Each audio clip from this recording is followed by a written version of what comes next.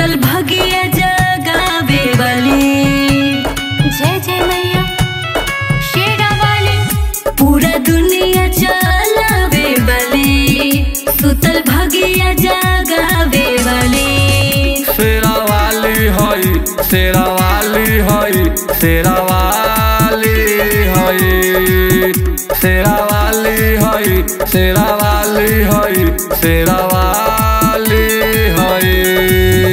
सब दुखवा के हरे वाले, खाली झोली के भरे वाले। शेरा वाली हई, शेरा वाली हई, शेरा वाली हई, शेरा वाली हई, शेरा वाली हई, शेरा वाली हई। जय जय मैया, जय हो मैया, जय जय मैया, जय माँ।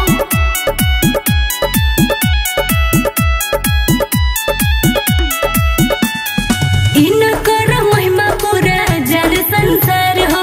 जय माता जी जयकार से गुजल पंडाल हो, गुजल पंडाल हो। चढ़ते दशहरा माई घरे आवेली, अपना सेवा कावा के आचारा ओढ़ावेली। कबो दुर्गा कबो काली, भोग लवंग से लगावे वाली। शेरा वाली हई, शेरा वाली हई, शेरा वाली हई, शेरा वाली हई, शेरा वाली हई, शेरा वाली हई।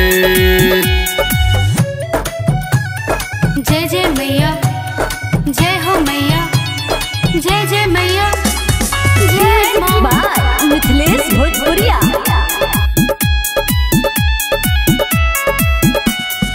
अरुण आशिक से भजन लिखला, गावेली समीक्षा गीतिया सुनला, गीतिया सुनला।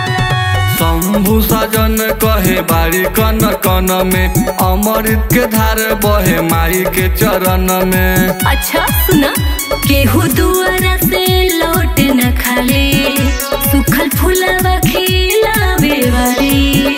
शेरा वाली हई, शेरा वाली हई, शेरा वाली हई, शेरा वाली हई, शेरा वाली हई, शेरा वाली हई।